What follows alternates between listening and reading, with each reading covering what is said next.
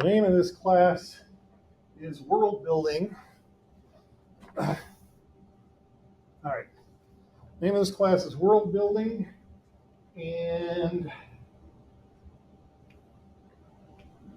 really? Oh, okay. There's a lag. Okay, so who am I? Who is this jerk who gets off so good?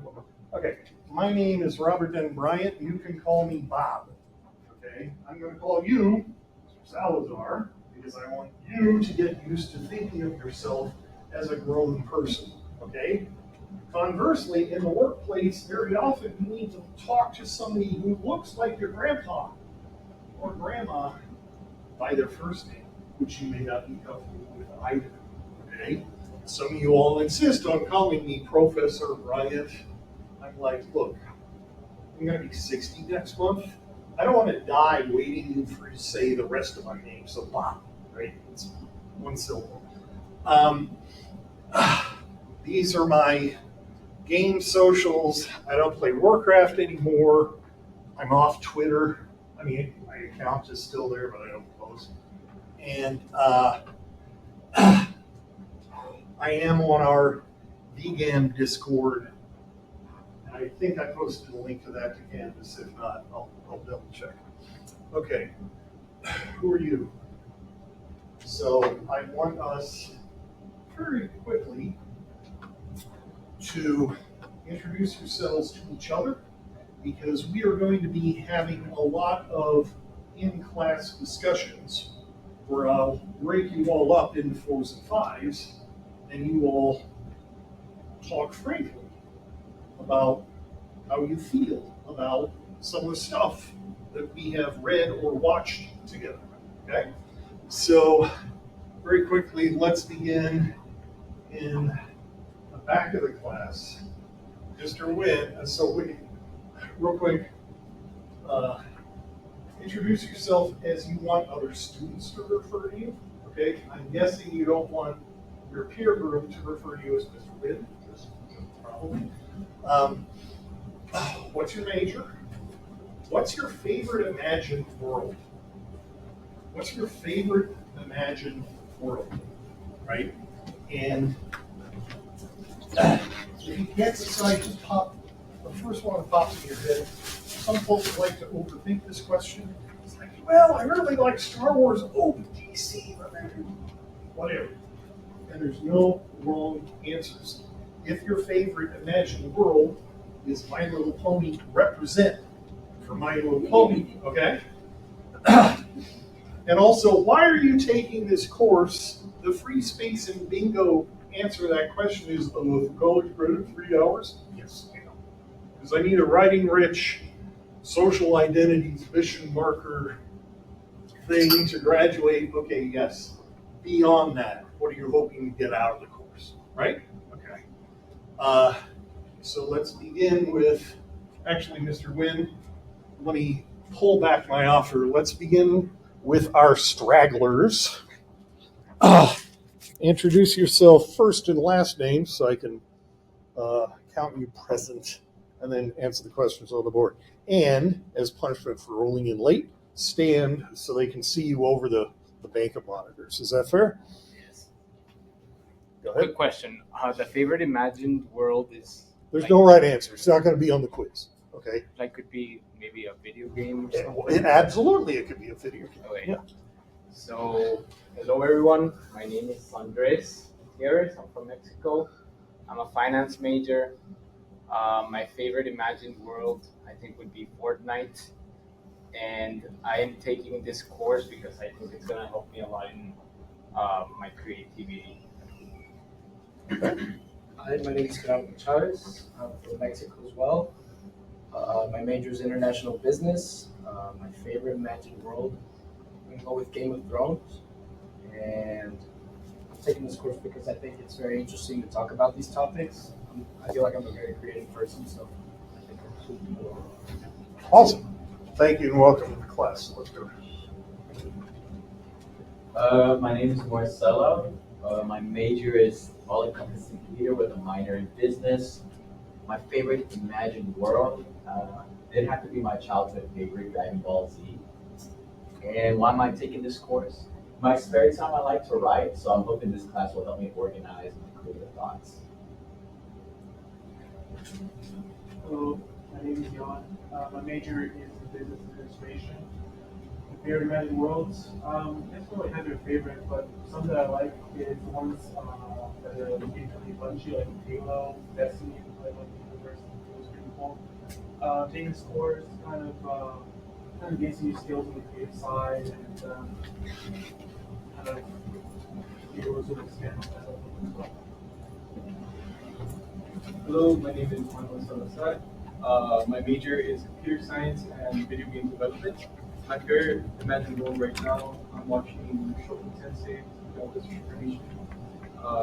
Why I'm taking this course? Well, I want to write stories as well, so hoping this course can help me build the worlds that I'm going to put my characters in. Hi, my name is Jason. I'm a major in criminal justice, and my favorite magical has to be Destiny as well. And I'm taking this course to better my My name is Josh. I'm a BNet major. My favorite Imagine world would be Minecraft. I'm taking this course because I want to further my creativity. Hello, my name is Landon. I'm an animation major. My favorite world right now probably has to be One Piece, and I'm taking this course in hopes of helping me publish animated series in the future. Hi, I'm Alyssa. My major is acting. My favorite imagined world would be the school series. And then I'm taking this course because not only can I find this course to make my pathway, but also expand. Hi everyone, I'm Rebecca. I am a marketing major, and my favorite world would definitely be Barbie Land, just for like obvious reasons. And I want to become a better storyteller, so that's why I decided to do this course. My name is Samantha. I'm a bio major, and my favorite imagined world would be Top Boy. And I'm taking this course because I'm hoping to learn something new. That's good. Hi, I'm Emma. I major in global studies. My favorite imagined world is Harry Potter. And the reason why I'm taking this course is because I found it interesting. I heard a lot of good stuff about this class from my friends, and also it counts towards my major, although it's a video game course. So, Why the after Harry Potter? I don't know. I just don't think it's like everybody's favorite. Some people love it. Some people have stuff against it. So I'm like. And one of the things that I have one rule in this class, I'll talk about in a second. People get to like what they like, right? Harry Potter is one of the milder examples of something we're going to wrestle with in the weeks ahead when we get to horror. Horror, good. H.P. Lovecraft, ooh, really good. And we're going to talk about is it okay for us to like something when we have feelings about the creator of something, right? And that's part of why Harry Potter is controversial right now. But people get to like what they like. There's no fan shaming here, okay? There's no Dragon Ball Z, what's wrong with it? No, Dragon Ball Z, awesome. My Little Pony, awesome. Barbie Land, super awesome because I used to work at Mattel. That's where I started video games, right? So I finally saw Barbie on Saturday night, and after a month because I was busy with other stuff. And so I'm hoping there will be a more extended Barbie cinematic universe because I've already convinced my girlfriend to start calling the building where we live Terry and Bob's Mojo Dojo costumes. Okay, so thank you for that tangent. My name is Justin Trevino. I'm a major in video game development and user experience design. My favorite imagined world definitely has to be Pokemon. And then I'm taking this course because in the future I want to make more world like a movie. So I hope this could help me. Okay. Ms. De La Garza. My name is Riley. My favorite magical world. I'm gonna say the world like Violet Evergarden, but you said Harry Potter now. And I'm taking this course. Well, because it's required, but also just Oh, because it's required, that's another free space in data. So I'm Carolyn. I'm majoring in business administration. Favorite American world, I guess, it or yeah. And then I'm taking this course because it seemed more interesting than the other ones. And yeah, something new. My name is Larissa. I'm majoring in animation. My favorite imaginary world would be the Legend of Zelda. And I'm taking this course because I wanted to do storytelling and expand what I learned in favorite. the joke I didn't do, I should have done, is all I did this summer was play Tears of the Kingdom. Still not finished. I'm gonna 100% that thing. It kills me. But I've seen these words so often, I may change my name to Rusty Claymore because it kind of works as a name for a white guy. My name is Christina. I'm an English major, and my favorite magic world has to be the world of League of Legends. And I'm taking this course hopefully to help me rein in some of my ideas, get better at writing and organizing. My name is Christian. I am an acting major. My favorite magic world is probably not the Adventure Time. While I'm taking this course, I'm just fascinated with the world building and everything about it. Hello, my name is Ben. My major is computer science. My favorite invention for the city like project. And the reason I'm taking this course is because I want to create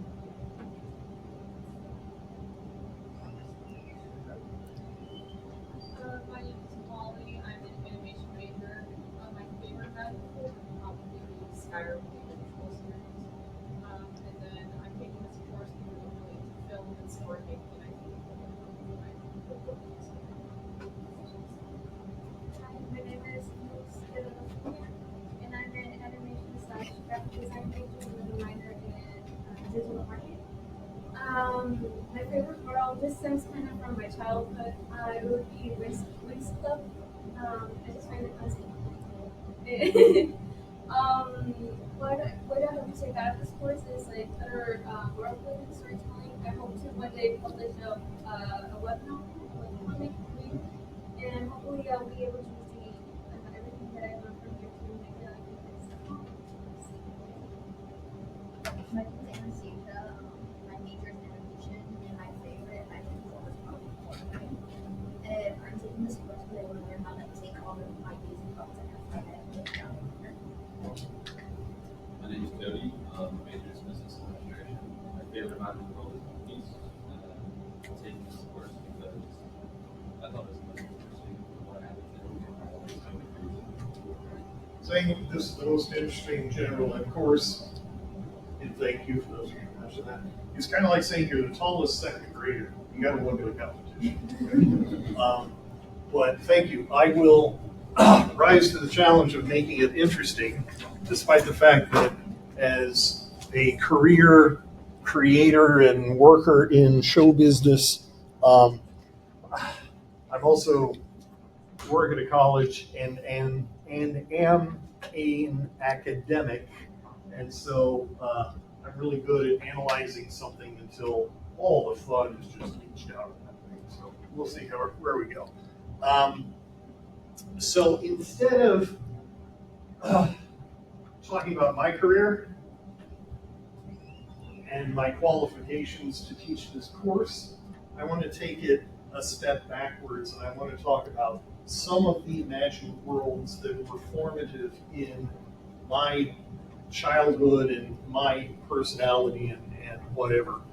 And one of the very first imagined worlds that largely came out of my imagination was a coincidentally, a Mattel toy in the late 60s called Major Matt Mason. Major Matt Mason was a little rubber astronaut doll, and Mattel sold a lot of these in the late 60s because NASA was at its peak in the late 60s, culminating in 1969 with the moon landing. And as a little kid who was immersed in this stuff, and his father flew, he was in the Air Force, he flew chase planes, support aircraft for some of the early Apollo missions, I was immersed in space flight. I couldn't wait 10, 15 years when we were all going to fly to school on our jetpacks. I was really excited. You know, my favorite Major Matt Mason toy was his jetpack or rocket sled. And so this is not a picture of my room in childhood, but this is what I fantasized my room would eventually look like because I wanted all the toys. Okay. And like Barbie, the world of Major Matt Mason is toys. There wasn't a lot of narrative. There wasn't a cartoon that we watched to learn about the characters. We just kind of like were given these things, and in the wonderful way that children do, they use their imagination to kind of like make up their own stories. And so I would use my little rubber dolls. We didn't have the term action figure then. They were dolls. We played with dolls. And work out little narratives, little adventures for myself, right? Okay. A couple of years later, on television, I didn't see it in the theaters, but in about 1973, 1974, Planet of the Apes, a movie from 1969-70, finally made its way to network television. And it's hard for me to explain to you all what watching a movie on network television was like. Some of you may remember from when you were itty bitty kids, but they would show a movie at this time. Okay, at 8 o'clock on Saturday night, it's going to start playing. If you're not in front of the TV, you're going to miss it. And if you are in front of the TV and watching it, every 20 minutes, they're going to play 5 minutes of commercials. So you got to remember what was going on. And there's no pause button. There's no rewind button. There's no turning on the subtitles. TV watching was miserable back then. But I suffered through it because OMG, talking apes, who are the apex of society, and humans are, pre-civilized, literally savages treated like animals. What the heck kind of crazy upside down science fiction world is this? So I saw the movie, and the movie was my introduction to what if there were an entire world that spun out from one simple premise, which is for whatever reason, you discover the reason late in the movie, but for whatever reason, apes evolved to the apex of civilization on the planet, and who are recognizably human beings are oppressed and kept in a bestial meaningless-like state, right? Okay. It was also the first imagined world that I experienced through different media, and it's important that we keep in mind that we encounter different imagined worlds from different media, right? Some of us see a movie first, then we read the book. Some of us read the book and then watch the movie. The One Piece fans, right? Was your first exposure to One Piece, were you reading the manga or did you watch the anime? I read it first with Anastasia. Read it first, okay. Who else? Huh? Other way around. Other way around, right? And there's no right answer, right? Okay. And we're going to get a third slice of the One Piece pie very soon because there's a live action series on Netflix. And I know that at least some of you are like, oh, there's a live action series. Oh, on Netflix, right? Because we know what happened with Cowboy Bebop. Right? Okay. But it's important because once you have a popular imagined world, right, the business people like me, I worked in movie publishing, we call them movie studios, and then I worked in game publishing, we call that game publishing, like to exploit IP and make money by selling IP over and over and over in different media. In this case, a novelization of a movie, right? But first of all, this movie spawned 4 sequels. This is a 5-film franchise. Can I do this? Can I do it? It was Planet of the Apes, Escape from the Planet of the Apes. No, Planet of the Apes, Beneath the Planet of the Apes, Escape from the Planet of the Apes, Conquest of the Planet of the Apes, and Battle for the Planet of the Apes. And a TV show, short-lived TV show, after all 5 movies were done on CBS for about a year. Okay? And tie-in novels of each of the feature films, and a full-size Marvel magazine, black and white magazine. And we'll talk about magazines in general and Marvel magazines later on. That ran for like almost 40 issues. So think about that. 40 divided by 12, that's almost 6 years. Right? Okay. I came to comic books kind of late, 8, 9, 10 years old, because I always thought comics were too grown up, too hard to follow. I liked funny comics, but like adventure comics and superhero comics seemed too adult for me. And I don't mean adult like porn, that's not what I mean, okay? But I mean grown up, scary, violent, whatever. Until I got into comics, and I'll talk a little bit more about that when we get into comics. But my favorite comic series, when I started reading comics, was by one of my favorite creators, who we'll talk about later on, Jack Kirby. Okay, Jack Kirby, whose name you probably have heard if you're at all into comics or Marvel or DC. But Jack, in the mid-70s, was no longer in partnership with Stan Lee. He could do his own stuff. He was a writer, an artist, and also a writer. And one of his favorite imagined worlds of mine was the world of Kamandi, the last boy on Earth. Okay? I also loved Captain Marvel. You know him as Shazam. His actual name in his first appearance in 1940 was Captain Marvel. But Brie Larson. Okay, it's complicated. We'll explore that.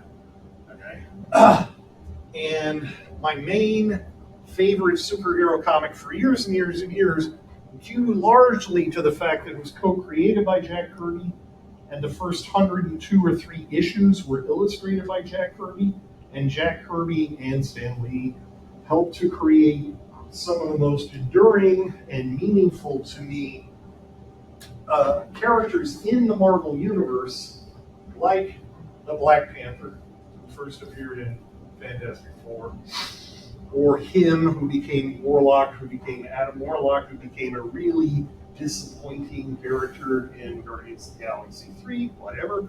To be a fan is to be disappointed sometimes. And the Silver Surfer and Galactus and Doctor Doom, and I could go on and on. Okay.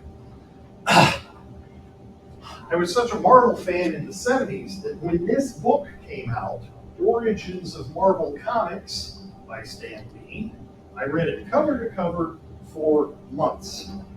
And I read it initially because it has a reprint of all of the origin stories of all the characters you see on the cover except Submariner. Okay, it's the origin of the Fantastic Four, and the origin of Spider-Man, and Hulk, and Doctor Strange, and Thor. Okay? So I bought it for the origin stories, but what stayed with me was it was the first book that I ever read about the act of writing, about the process of thinking up a story. Okay, and Stan who is Marvel's hype man. We'll talk a little bit more about Stan Lee in the months ahead. Everything Stan Lee says to you, you got to take with a grain of salt. But if you read this book completely non-cynically, he makes a very compelling case that the way that he came up with stories for all the Marvel comics that he had to write was they all began with a question: what if? Right? What if you had a world where the apes were on top and the human beings were on the bottom? What happens next? What could you do? What stories could you tell in that world? Right? What if? And then that key to a good story, he then, as he does, turned into its own brand, and there was a series of comic books called What If, which were all imaginary stories in the Marvel universe. What if Spider-Man joined the Fantastic Four? And if you're a Disney Plus subscriber, there's an animated series they did a couple of years ago called What If, and it's about reimagined characterizations of different takes on different Marvel heroes, right? If you've ever lacked for a story with kind of an evil, amoral Doctor Strange, What If has you covered, right? Okay. There we go.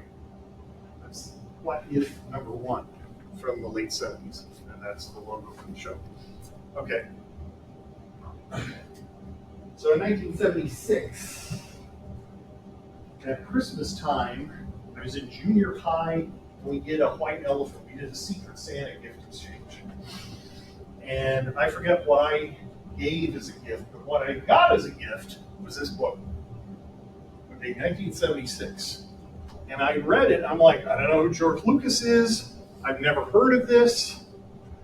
Cover painting is kind of cool because it's the job of a paperback to have a cool cover painting. So this barely makes it, okay? But it wasn't awful.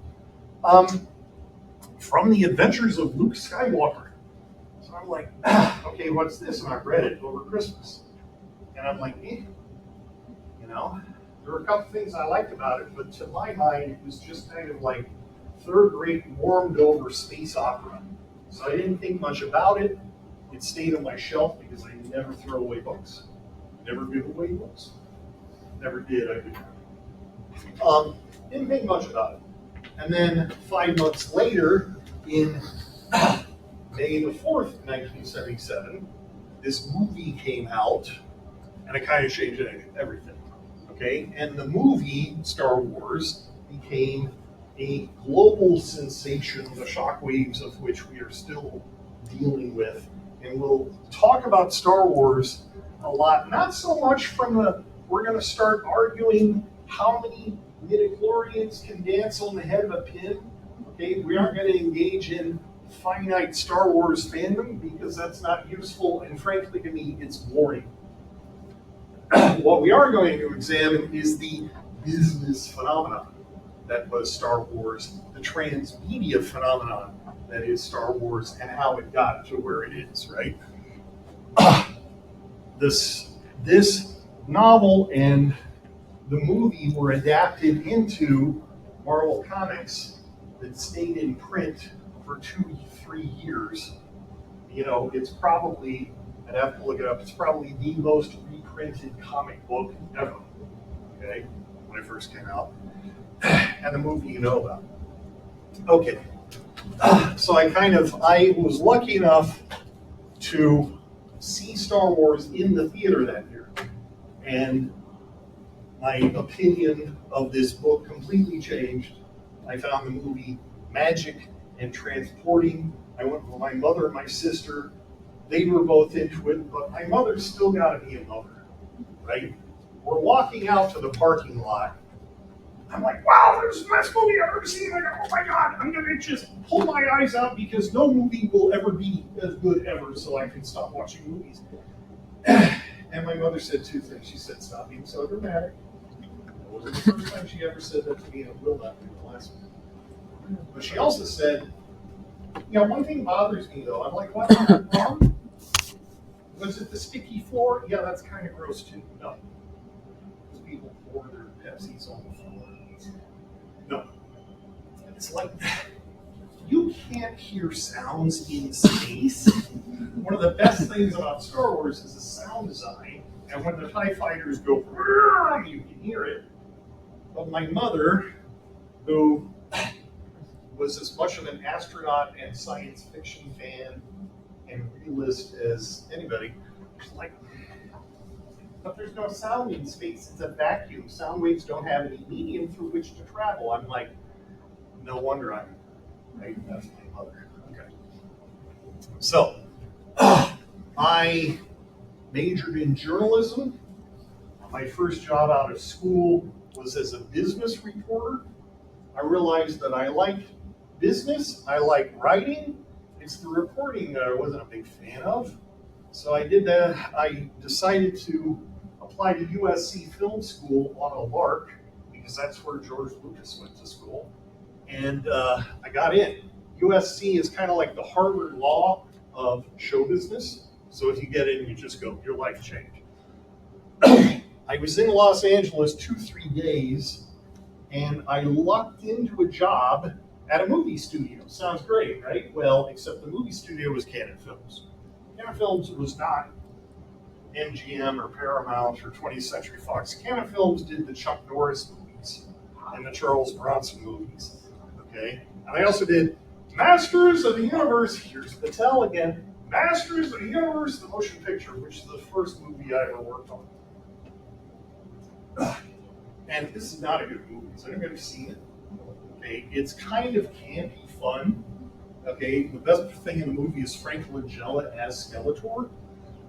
But yeah, so I worked in film marketing. I did a whole bunch of other jobs in Hollywood. I was also writing my own screenplays in Hollywood. Closest I got to get anything produced is I had a script in development at Amblin Entertainment, which is Spielberg's company, for a couple of years. So that was cool. But after about 10 years, I got frustrated. After about 10 years, I'm like, I'm doing all these day jobs so I can go home and do my second job, which is writing screenplays. I feel like I'm failing in life if I don't enjoy my day job, right? So I quit what I was doing, and I walked into an employment agency, and I said, here's my resume, where can you send me? I have a lot of different skills. I can type fast. I'm okay with computers. Doesn't mean I was IT, but I was kind of a power user.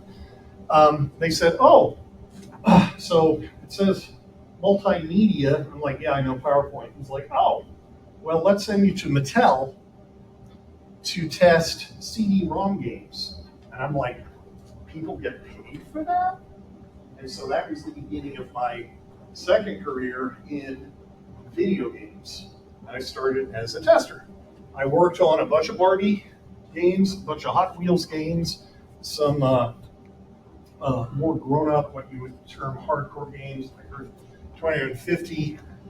I got my first design credit on a Nicktoons themed digital camera activity center called Nick Digital Camera.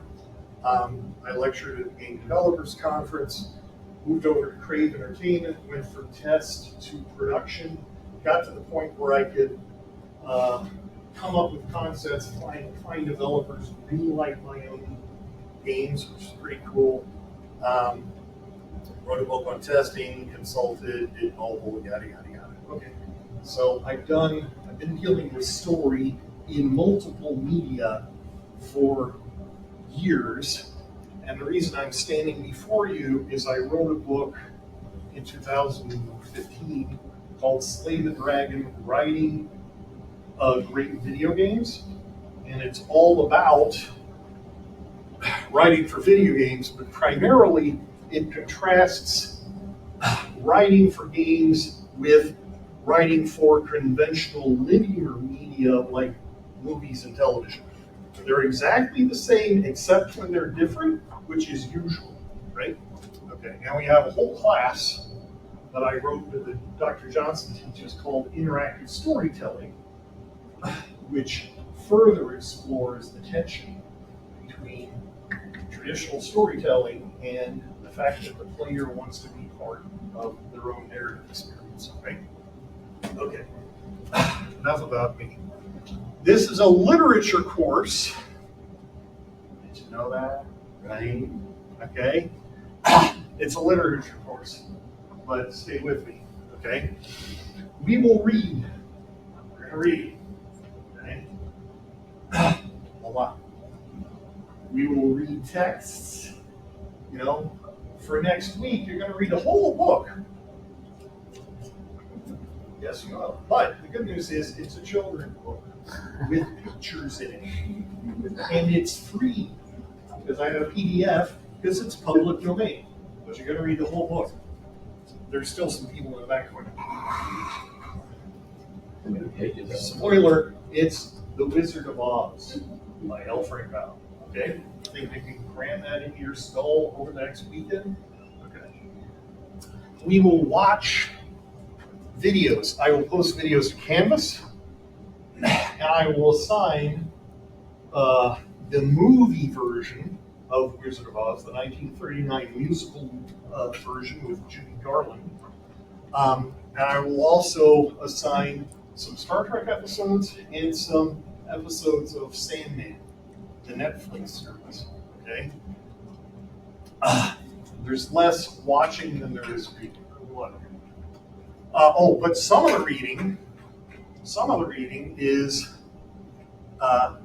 graphic novels. Okay, so that's pictures with little words. So maybe that will be more palatable. And we will write and discuss what we've read and watched. Okay, many of you aspire to be creators, and I want that for you. I can't teach you how to create the way that any painting class you took, the instructor say, I can't teach you how to paint, but I can teach you how I paint. Okay? I can teach you how I deal with story, which is different than what somebody else teaching is going to do. I like to approach everything from a structuralist standpoint. I like to know what my genre is. I like to know what the rules of my genre is. I like to be able to articulate to other people on my team, because we don't just create as solo acts unless we are novelists. If you're working in almost any other medium, it isn't just you, it's a team of people, right? And so you and your creative team need to be able to talk to each other intelligently using analytic language in order to express why you like this thing, why it's not working for you, what your emotional reaction is to it, and then articulate that emotional reaction in a positive way, in a way that produces some actionable adjustment to the thing, rather than just saying, yeah, I read your first draft, it's okay, but make it funny. Okay, is that actionable? Okay, does he go back into Microsoft Word and find the funny slider on the menu, okay, and dial it up to 150? No, there's no funny slider. If, on the other hand, I say, I was really bored in Act 2 and confused in Act 2, that may seem vague, but he can work on that. Okay, he can look at Act 2 and see what's going on. Why is it so unclear?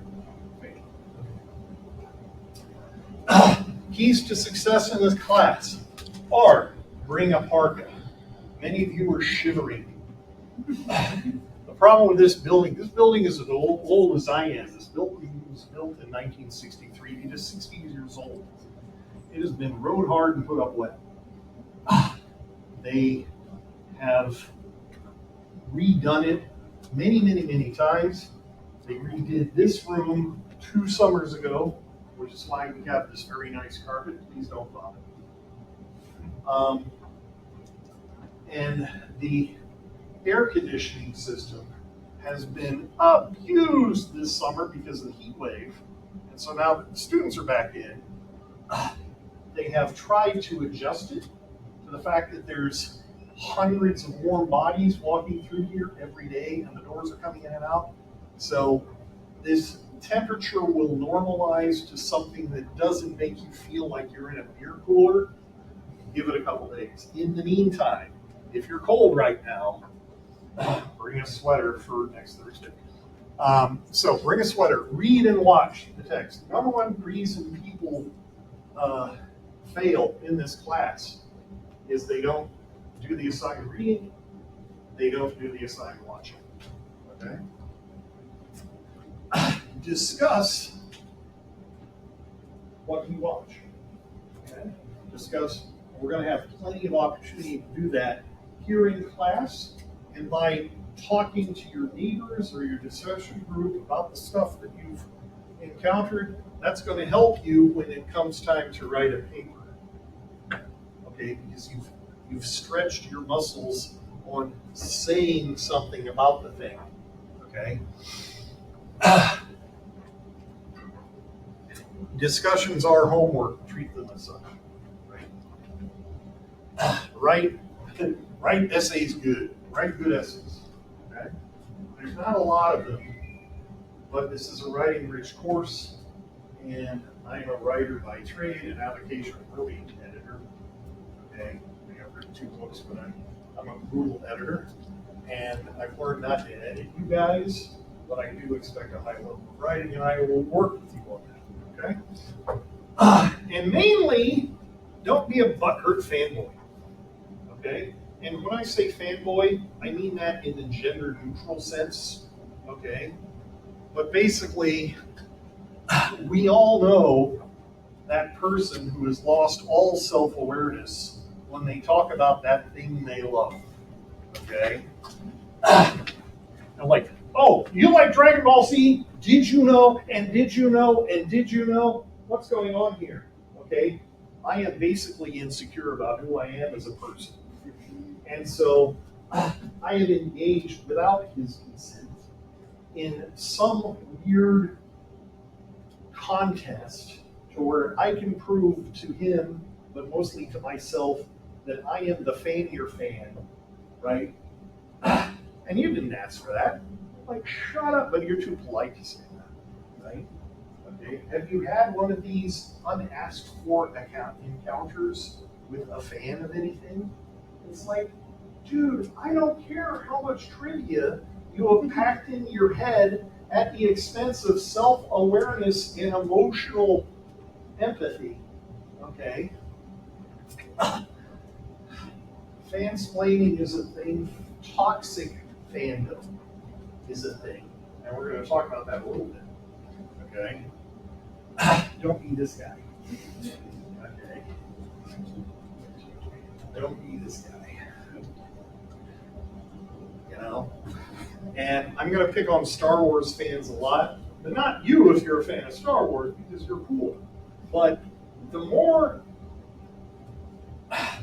older Star Wars fans get, especially my cohort of Star Wars fans, those who feel like we have Star Wars fan privilege because we were there at the beginning, okay?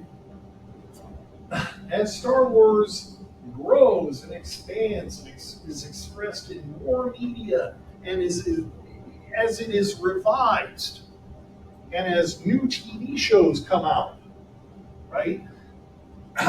There's the Star Wars equivalent, the butthurt Star Wars fan, who's like, well, I don't like that there's, all these new characters and all these women, right, as Mary Sue,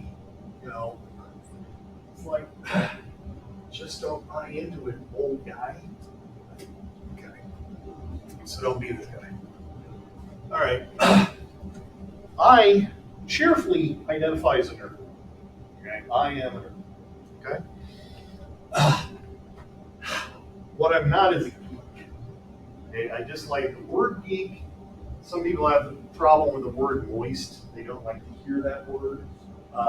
I have the same problem with the word geek. It's a gross word for me here, and also I associate it with the gross thing. To me, a geek is someone who has lost the plot. They love the thing so much that they don't realize how rude, or worse in my mind, boring they are when they talk about that thing they love. Okay? Do you know someone like that? Have you been someone like that? Not you, you're awesome, but you know people. Okay? And we're at a point at this stage of the 21st century, we're at a point where it's really beginning to matter how fans react, how fans interact, because the internet, like with so many aspects of our lives, is a sword that cuts both ways. There are as many good things about the internet as there are bad things about the internet. Good thing, YouTube. Bad thing, clickbaity YouTube videos from content creators who are begging you to like and subscribe. Smash that like button. And what they have figured out, and what the algorithm has figured out, is that negative messages get more clicks than positive messages. This is just a documented social science fact that negative messages on YouTube, on Twitter, wherever it is, we click on stuff that makes us angry or makes us fearful more than stuff that we agree with or that might make us happy. Okay? Cat videos aside. Right? So criticism, which is a good thing, criticism in its purest form means discussing a creative work, not criticizing it, but just breaking it down. Let's talk about Barbie, the movie, if you've seen it. Not now, but some people will react positively, some people will react negatively, and the "oh, it's awesome, oh, it sucks," that binary isn't useful. Why do you like it? Why did it make you happy? Or what bothered you about it? What did you not like about it? Right? Okay? Whatever. Okay, when I saw this particular scene, not this scene because they're in their rebellion clothes, there's a later scene in this movie. This is the second of the sequel trilogy. What that is called? Episode 8.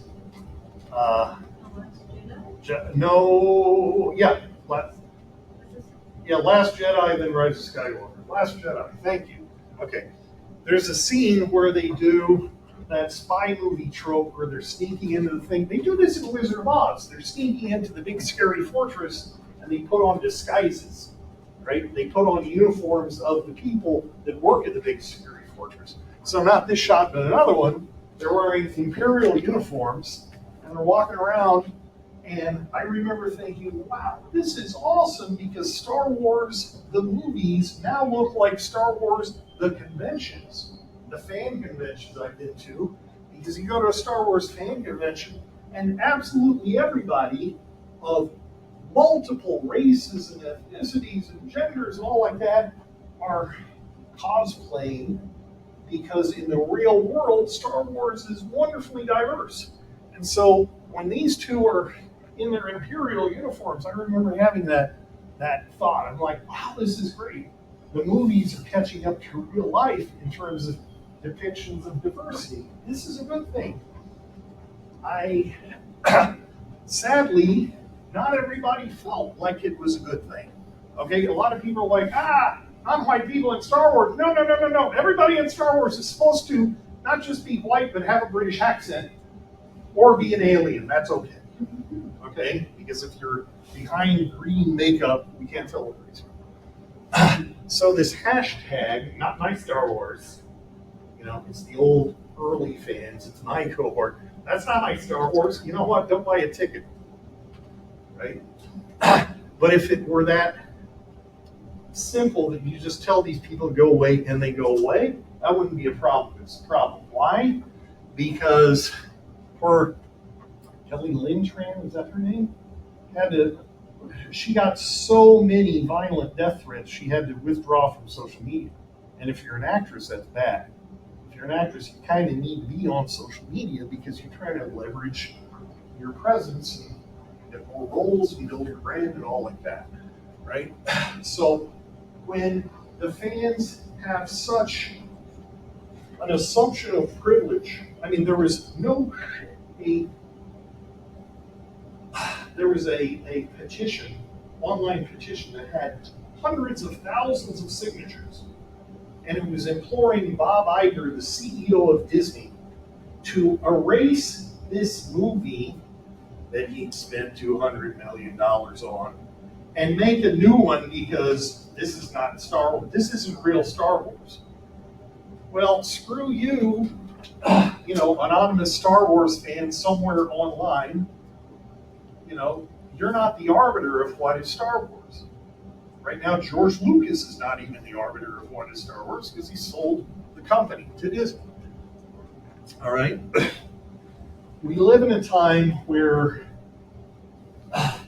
we're really comfortable getting our own thoughts reinforced. We don't engage enough with opinions that might be different from ours. And that's natural because so often the opinions that are different from ours are voiced in such a negative and such a toxic and such an off-putting and such a hateful way that we don't want to listen to those people. On the other hand,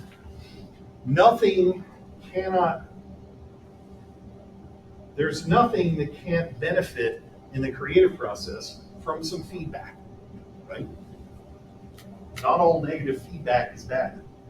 Okay, negative feedback is bad if you tie so much of your own identity to that thing you love that when it changes or people criticize it, you feel attacked. At that point, you got to really think about your own life choices. How often are you getting out of the house? When was the last time you played with a dog? Okay, right? You need to reconnect with reality. But especially online, our critical vocabulary has become this binary. Something's either awesome, I'm going to devote my life to it, here's my tattoo, or, oh, it sucks. It sucks to the level of, I'm going to go to that creator's house and shoot their children.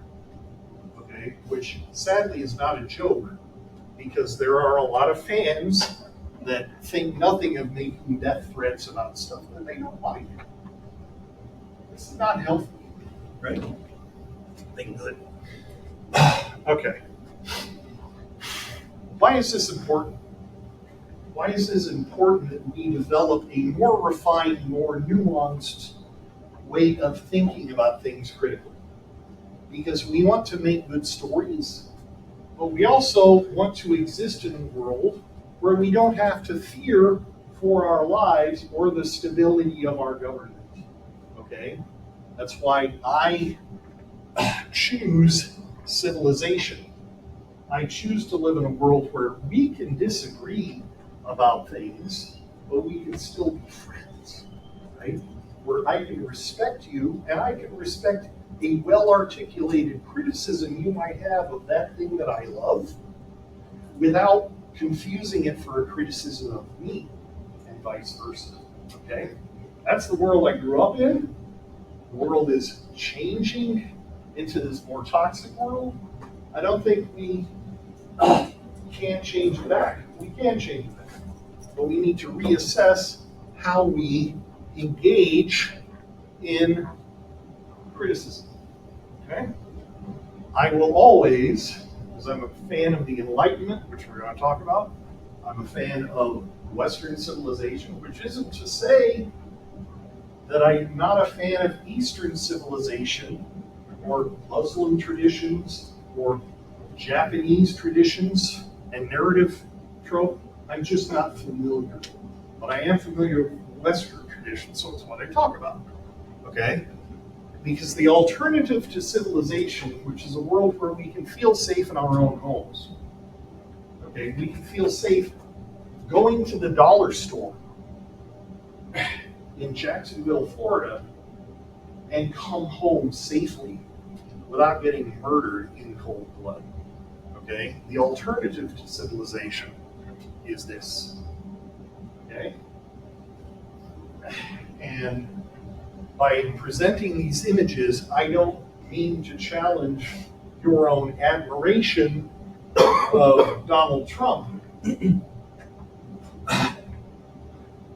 But this is not behavior that is acceptable on behalf of his followers.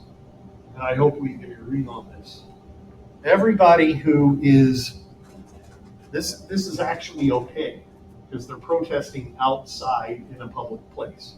So even though it's designed to provoke, this is legal. This is protected speech in this country. You get to be critical. What you don't get to do is take your fan privilege of your favorite politician and then take over the Capitol building and kill police and vandalize. You don't get to do that, okay?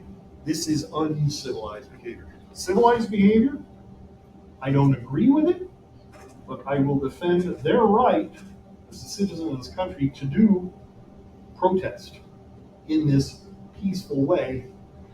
The problem is they got too high on their own supply and they took over the freaking Capitol building and committed federal felonies.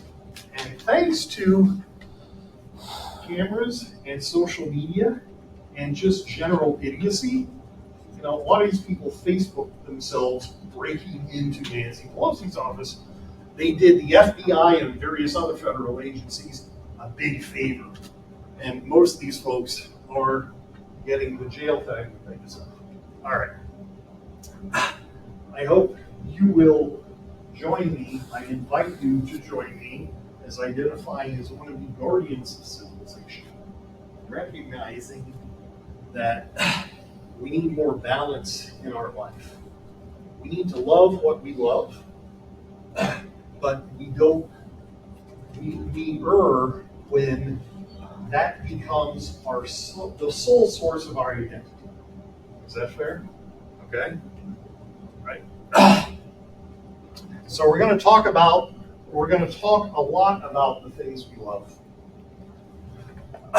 Because here's a great quote from Matt Labosh I read earlier in the week.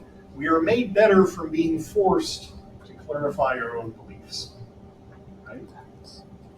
You know, why do you love Harry Potter? It's okay to why. By you articulating that, I have a better understanding not just of Harry Potter, but also of you. Okay? Does that make sense? Cool. We will be looking at different things we love as we tour the nerd genres, right? You want to be storytellers. To me, the first rule of storytelling is know thy genre, right? So we will start off with fairy tales with Wizard of Oz. And we will explore Wizard of Oz by reading the first two novels. Okay, first novel is due this weekend, second novel is due next weekend. Second novel, don't worry, it also has pictures, and it's also free because I have a PDF you can download. Okay? We explore fairy tales through the Wizard of Oz. We will explore science fiction. We will move on, if I time it right, in late October, we will move on to horror, because that will be peak spooky in late October.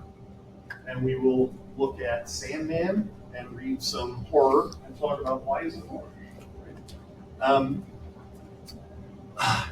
we'll also talk about H.P. Lovecraft a little bit and this interesting problem of can we enjoy the art while feeling not really positive about the artist, right? Okay. Then we will move on to fantasy, and then we'll wrap it all up at the end. Okay. Wrap it all up at the end by talking about how you, now that you have a toolkit, how can you start to express your own imagined world, right? Okay. So no, wrong line. So we will look at all this stuff through different lenses, different critical approaches. One is transmedia. Okay, we're going to read the Wizard of Oz novel. We're going to watch the Wizard of Oz movie. We're going to reach weeks later. We're going to read the Sandman graphic novel. We're going to read the first 8 issues, and then we're going to watch a couple episodes of the Sandman live-action television show on Netflix. Okay, compare. Why did they make the choices they did? What does it mean to adapt something? We're going to look at representation. We're going to begin that discussion a little bit with Wizard of Oz, but when we get to Star Trek, we're really going to drill down on representation. We're going to be looking at diverse voices. Again, with Star Trek. Star Trek had diversity in front of the camera, but also had some diversity unusual for its time behind the camera. Because it's me, we're going to talk about thinking. Okay? We're going to talk about why things met with an audience, meaning they succeeded, meaning the investors in this thing got their money back, good, or why they didn't. Okay? So we're also going to be looking at different media, including media that you have never encountered in your life, like pulp fiction, pulp magazines, who I guarantee you've never seen a pulp magazine on a newsstand. But it's important because that's kind of where science fiction comes from, and also where comics come from. Comics are the little sister of pulp magazines. So we're going to talk about pulp magazines. Prior to that, we're going to talk about periodic storytelling. Because did you know that they used to serialize short stories in newspapers before there were magazines? And because it's 2023, I have to ask, does anybody know what a magazine is? Okay, couple of heads being, okay. Has anybody read a magazine in the last year? A paper magazine, not an online magazine. Okay, paper magazine in the last year? Okay, anybody else? That's one person, 2, 3 people, 4. Okay, that's less than 20% of us. Okay, magazines, which is where I started my career. I was a business reporter for a magazine. They're defunct, but they were so important, so we're going to talk about that. Okay. And my sage for money is Wario because he's also a games publisher. Okay. Now, this course has some adult content. This course has an adult instructor, salty old guy who likes to say fuck. Okay, so if you get offended by salty language, yeah, no. I'm just, this is your warning. I'm trying to dial it back because it's St. Ed's, but occasionally you'll hear me sort of, get passionate about something. I'll say fuck. Okay, doesn't mean I'm angry. Oh, Grandpa's angry. No, it's just punctuation. Okay, from the East Coast. We'll be looking at Sandman. We'll be looking at Saga. Has anybody read Saga, which is a comic series that started about 5-6 years ago? Amazing. It's kind of, we leave that for the last because Saga contains elements of every genre we're going to explore: science fiction and fantasy and horror and fairy tale. So we're going to leave that for last, and it's got some very adult themes. And I used to end the course with Handmaid's Tale. The first 4 or 5 years I taught this, kind of the culminating 3 weeks was we would read the Margaret Atwood novel, and then we would watch about half the first season. Oh, we watched the 1990 movie adaptation. Did you know about this? It's great. It's got Robert Duvall as the commander. He's the best commander. And then we watched the Hulu series with Elizabeth Moss. As the years passed, it became harder and harder and harder for me to teach and for the students to engage with that material.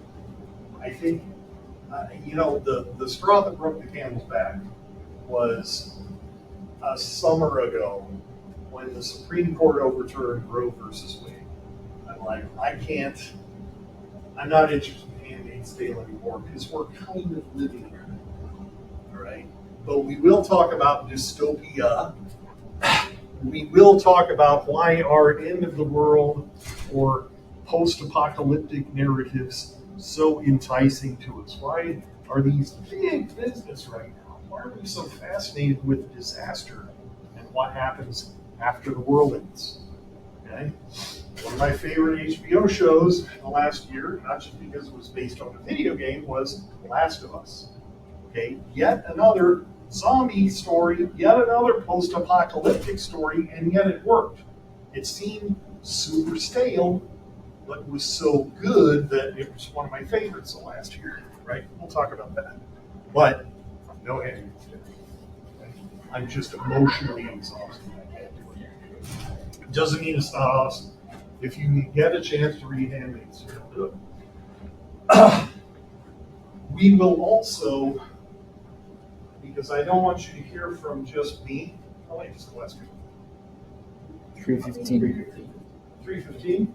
Okay, so cool. I got 4 minutes. I've been looking at this clock, which hasn't moved in 2 hours, so I think it's broken. Okay, never mind that. As I look over here, there's 12 computers. I'll say 3:11. Oh, what time is it, guys? Sorry. Okay. So Lindsay Ellis is a critic and a creator. She was a prolific YouTuber, and I want you to hear from other voices than just mine, right? And so Lindsay we're going to rely on Lindsay a couple times. Early on, she's going to introduce to you through these really entertaining, shortish 10 minutes, 15 minutes per videos, she's going to explain critical lenses. She's going to explain different ways of approaching a creative text, right?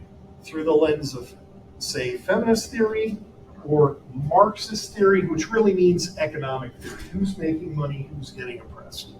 Okay? Queer theory, the theory of cinema, the media, how is the medium reflected, how important is the particular medium, in this case film, in reflecting the message of the thing. And so she's going to look at one franchise through all these different critical lenses. Which franchise? Transformers. Okay. Is there a feminist critical approach to Transformers? Oh yes, there's several. Okay. And so I hope you enjoy that video series. You'll be watching that in 3 or 4 episode chunks over the next couple weeks or so. Okay? I'll leave you with this thought at 3:13, ending on time. What is world building? And A.B. Jameson says it's a kind of a thought experiment, right? Thought experiment in which one invents a fictional world in order to test abstract concepts. In other words, what if? What if? Thank you for your kind attention. I will see you on Thursday.